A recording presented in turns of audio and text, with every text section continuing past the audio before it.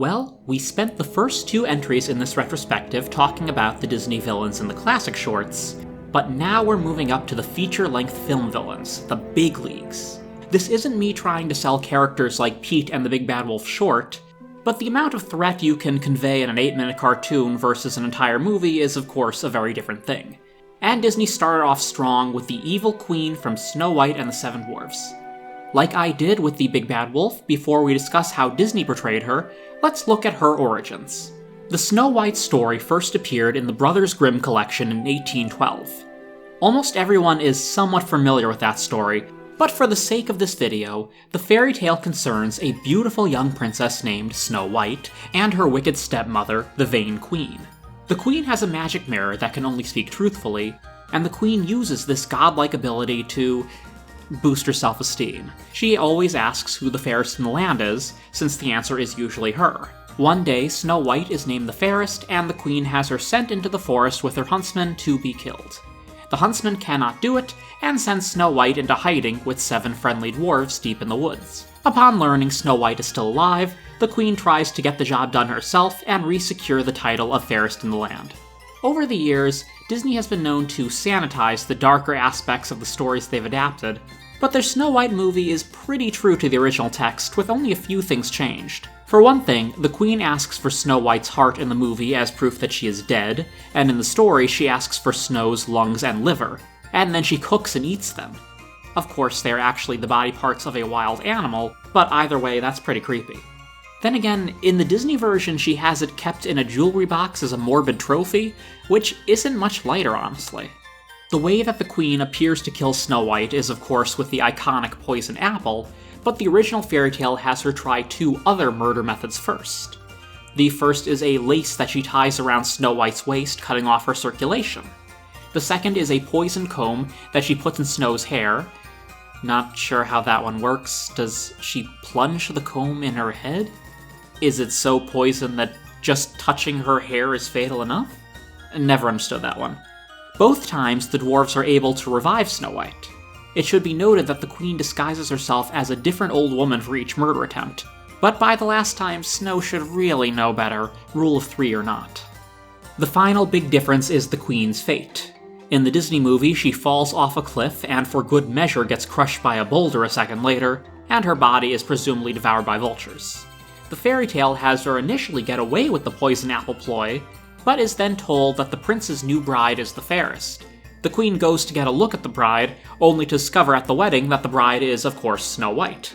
Burning hot iron shoes are placed on her feet, and she dances in a painful frenzy until she drops dead. That's the last sentence of the story, by the way. It makes sense that Disney would leave this part out, not just because of the graphic nature, but also because it would probably be crazy difficult to animate at a time when they generally had trouble with realistic humans. When Disney started work on Snow White, the tone was something the storymen struggled with a bit. Early sketches show that it had a generally comical slant to it, with characters that looked more at home in a silly symphony short. The queen was originally conceived as a frumpy, ugly woman. It was more in line with the Fleischer version of Snow White from 1933, where the queen essentially looked like an evil version of Olive Oyl. For this reason, in the early production months, more focus was put on Snow White and the dwarfs, while the queen could be worked out later. The queen was eventually turned into a tall, dark, mysterious woman, beautiful and deadly. Her appearance was specifically based on the eternally youthful queen from the movie She, which came out in 1935. The decision to make her beautiful was a good one, despite being a bigger challenge to the animators. The pompous original queen would have been too hard to take as a serious threat, not to mention she wouldn't have contrasted as sharply with her peddler woman disguise later on. She was voiced by Lucille Laverne in the film. While her name is never said in the movie, concept art and promotional materials call her Queen Grimhilde. Although not used frequently, the name has popped up enough times in print that we can safely say it's canonical at this point. For the sake of this video though, I think I'll just keep calling her the Queen.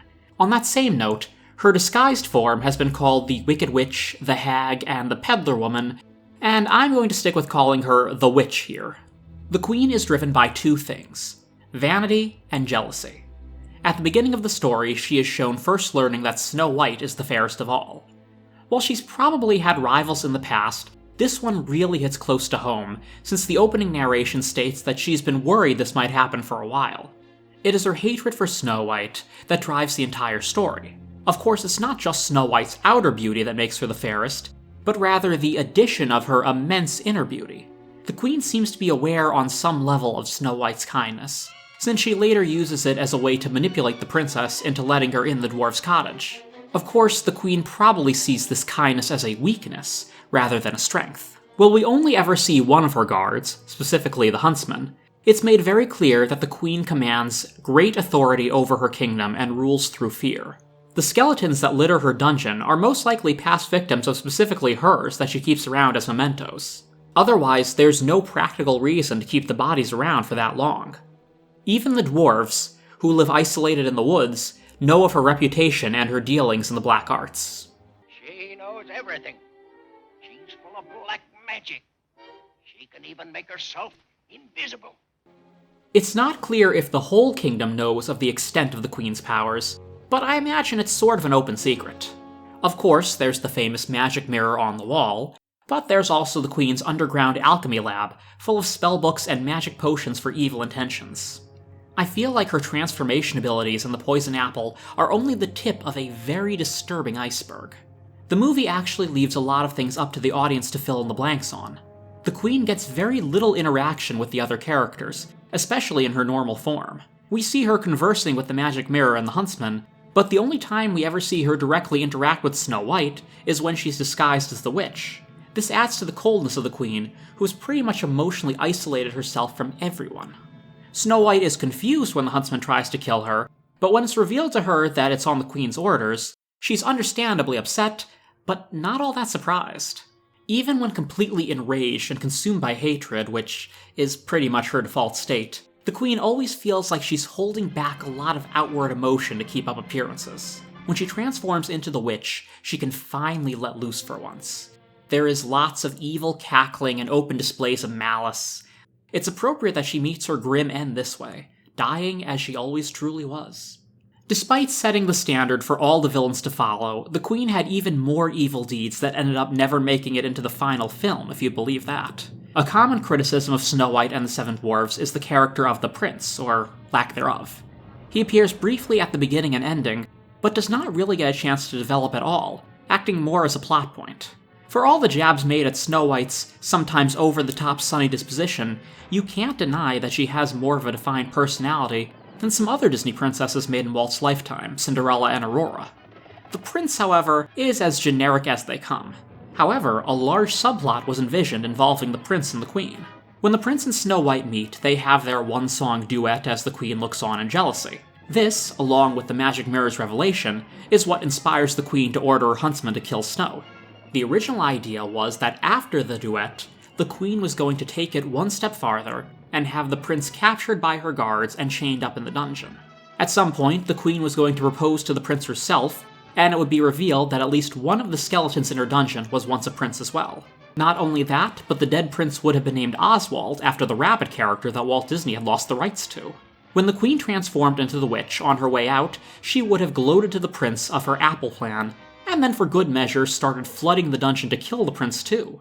Snow White's animal friends would have somehow then freed the prince, who would have battled the guards and made a daring escape. This all would have been thrilling, but it was ultimately scrapped fairly early in production.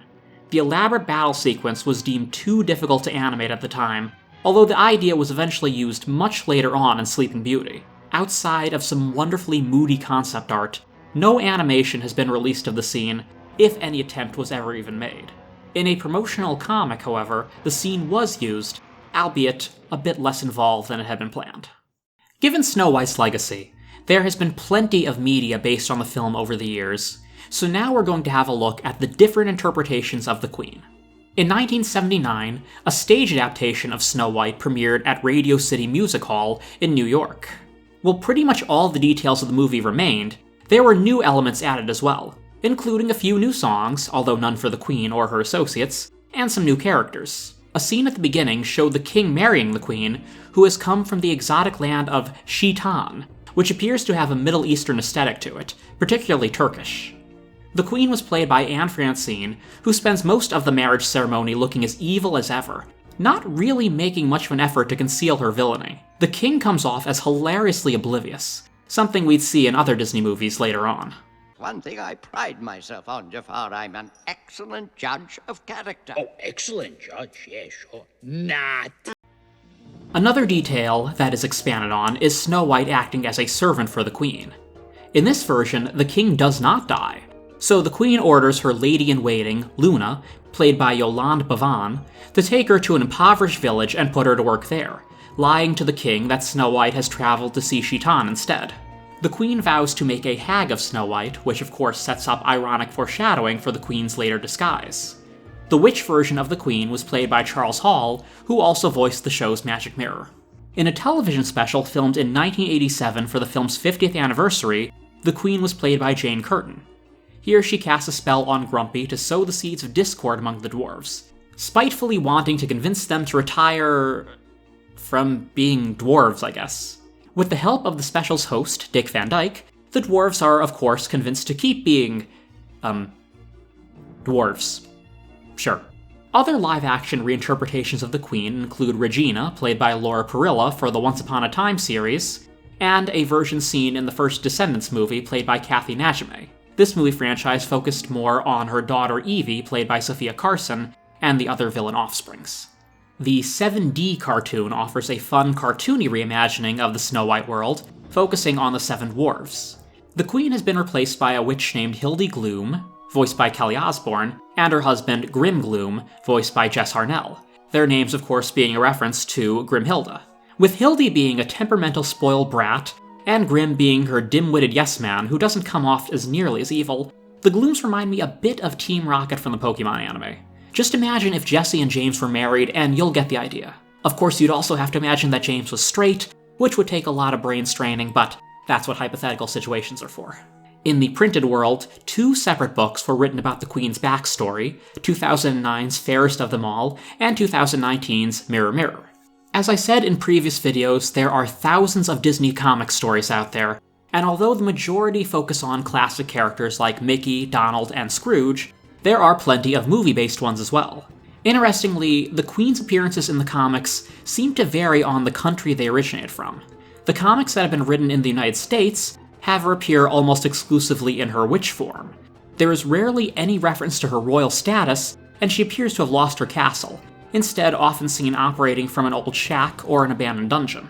She continues to torment Snow White and the dwarves in these stories, but has also been seen going after other characters like Chip and Dale, Tinkerbell, and Dumbo. A couple stories also introduced her wicked brother, who wanted to avenge her death, but was rarely ever used.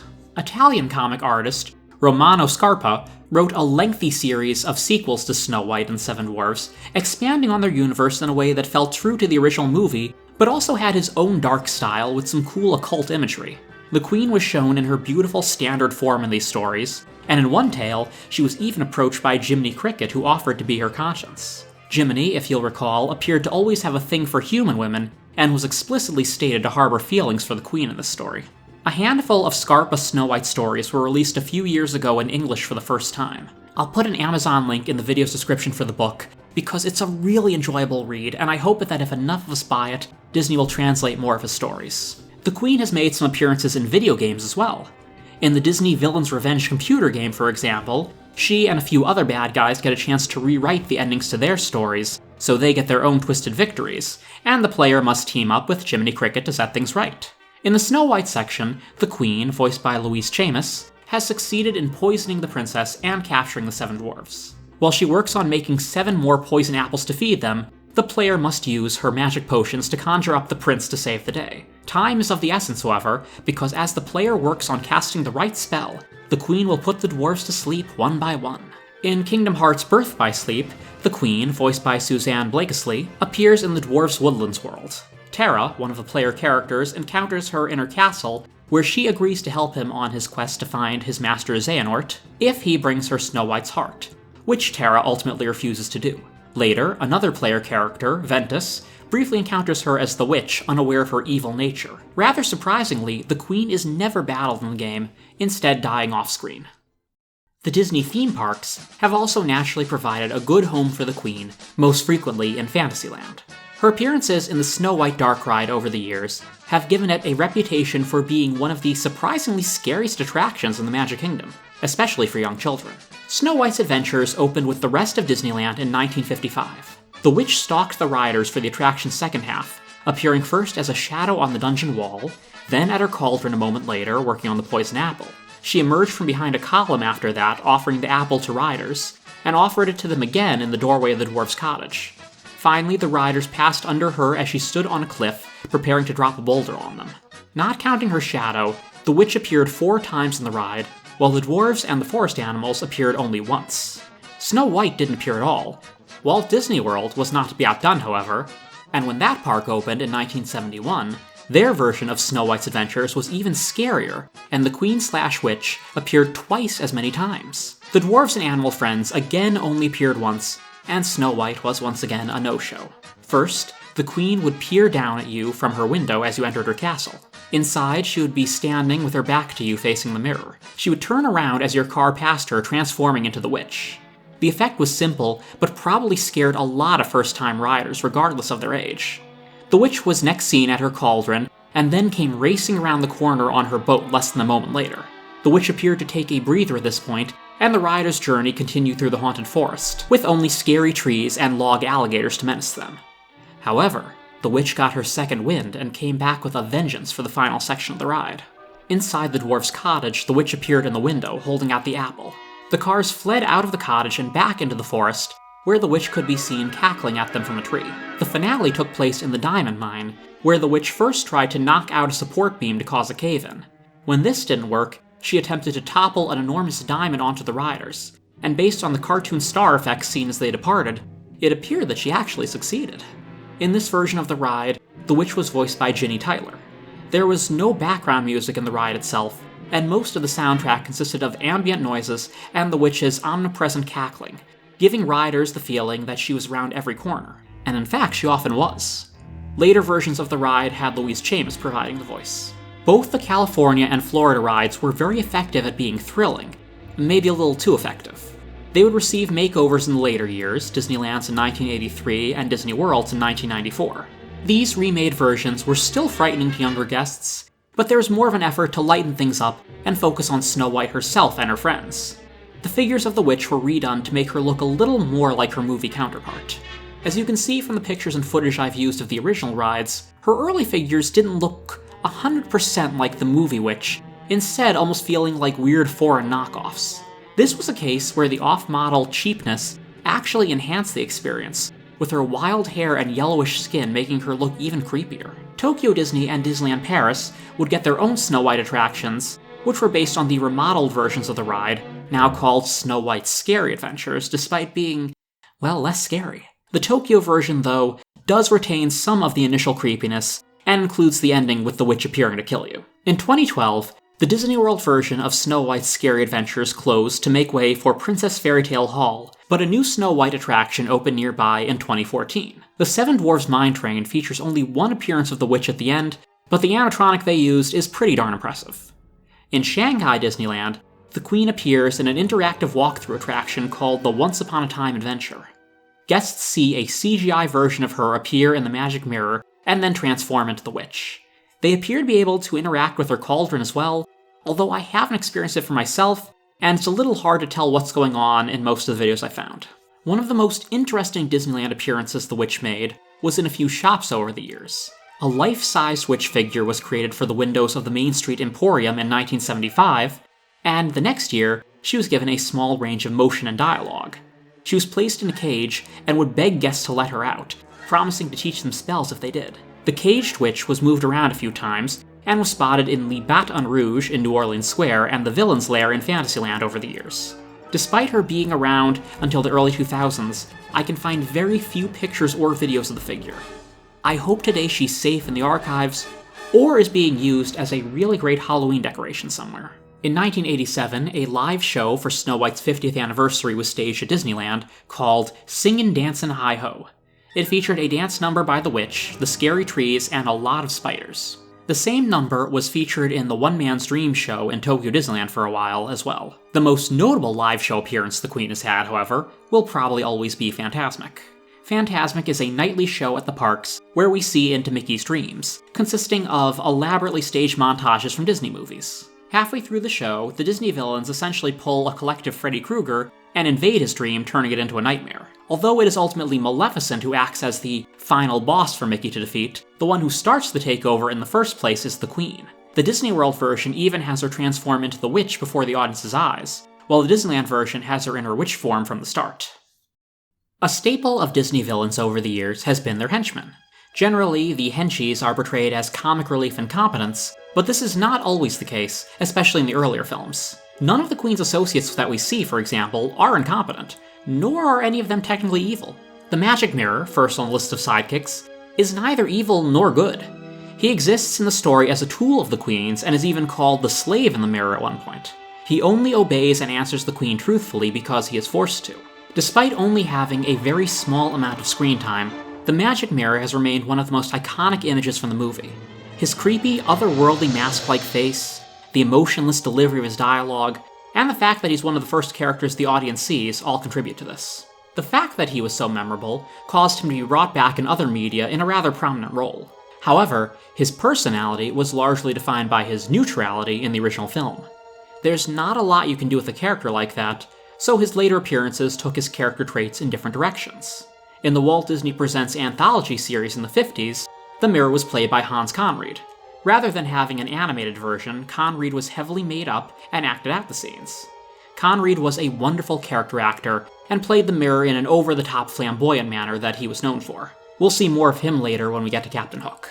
This Magic Mirror seemed to have a fondness for the villains. While he couldn't be considered evil himself, he pointed out that without a villain to drive the plot, many classic stories would simply never have happened.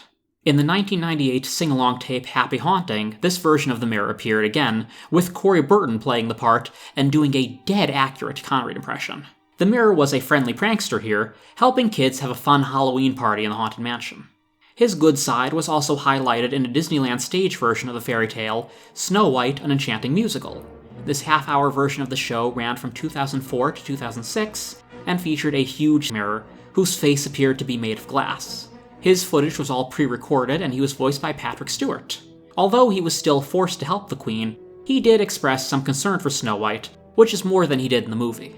The strangest version of the Magic Mirror was in the aforementioned 50th anniversary special. While Jane Curtin looked and acted the part of the movie's Queen, the Mirror was played by Sherman Hemsley of all people, who acted, well, pretty much like a Sherman Hemsley character. Magic mirror on the wall. Hey, Queenie! Long time no see! What's the haps? In the 90s and 2000s, the Magic Mirror was usually voiced by Tony Jay. His appearances in The House of Mouse and the first Snow White DVD release had him as a dryly witty character who was often snarky to those around him. Apparently, being a slave to the Queen for so long really wore on his patience. I don't have all eternity, you know. Oh wait, I do. In Kingdom Hearts Birth by Sleep, the Mirror's role was somewhat expanded. Remember how I mentioned that Terra refuses to bring the Queen Snow White's heart? Well, the Queen orders the Mirror to attack him in retaliation. Although the Mirror initially refuses, the Queen uses a potion to corrupt the Mirror and sucks Terra into the Looking Glass. There, he has to battle the Mirror's giant head to escape. Later in the game, after the Queen has died, another of the playable characters, Aqua, ventures into the castle and is attacked by the still corrupted Mirror. It is implied that her defeating him is what frees the slave spirit. Now he's free to work as Walt Disney's co-host, which is totally my headcanon. In his Kingdom Hearts appearance, the Mirror was again voiced by Corey Burton, who modeled his voice on the Tony Jay portrayal rather than the Hans Conried version. The only time the Mirror seemed to be actively evil on his own accord was in the Cinderella Castle Mystery Tour at Tokyo Disneyland. From 1986 to 2006, guests would begin a pleasant tour of the castle before the Magic Mirror appeared and lamented the lack of respect for the villains, much like the Hans Conried Mirror had. Using his own magic, the Mirror sent guests on his own warp tour to test their bravery against the forces of evil. The tourists would venture through secret passageways, dungeon cells, the Queen's underground laboratory, where they would see her shadow on the wall, and finally face the Horned King from the Black Cauldron. Weirdly, the Mirror does not appear after the Horned King is defeated to offer any parting words. Perhaps his pride was wounded after good inevitably triumphed over evil. An incredibly creepy walk-around character of the Mirror hung around the tour sometimes, although all I found are 2 pictures. Quite frankly, 2 is enough of this guy. The next minion of the Queen is her huntsman, voiced by Stuart Buchanan, and according to promotional materials is named Humbert. As we all know, although ordered to kill Snow White, the huntsman is unable to go through with the act. According to the unauthorized book Mouse Under Glass, which is a great read, a scene was storyboarded where the huntsman is dragged away by what were described as Nubian torturers. There are several reasons why I'm glad that never got animated. As far as we know, the huntsman was never punished for his betrayal of the Queen, since upon finding out that Snow White is still alive, she appears to directly descend into her lab without doing anything else. In some later comics, the huntsman is shown now to serve Snow White and her prince, meaning his selfless act did not go unpunished. Nevertheless, the moment where he raises his knife with the intent to kill is still pretty intense to this day, a great bit of visual storytelling. The final character associated with the Queen is her pet raven, although concept art also shows the Queen originally accompanied by a panther. Unlike Maleficent's raven Diablo, this unnamed bird does nothing to aid the Queen in her quest, and is merely an observer as she transforms into the witch and prepares the poison apple. It is something of an audience surrogate, reacting with fear upon seeing the witch's face for the first time. It also gives the witch someone to talk to and explain her plan. The raven helps contrast the Queen and Snow White. The fair princess makes friends with all the forest animals instantly, while the Queen/witch goes out of her way to torment the poor bird for no reason. In one later Disney comic, the raven was revealed to be female and named Beulah. In another comic, the witch kicks the male in this version raven out, and he passive-aggressively guilts Chip and Dale into letting him stay with them. He ends up being the world's worst roommate, and the Chips have to figure out how to get rid of him themselves. The bird's role was slightly expanded in the Snow White attractions in the theme parks. In addition to appearing by the witch's cauldron, some versions have the raven accompanying the Queen to spy on the dwarf's cottage, and observing her transformation in the throne room. The raven ultimately plays an incredibly small part in the movie, but even then, he's managed to linger in the audience's memories over the years. That should cover Queen Grimhilde. I appreciate everyone's patience as I work on these videos. I'm not sure when the next Disney Villains installment is coming out, but it's sure to be a fun one. The little wooden head has a lot of bad guys to contend with after all.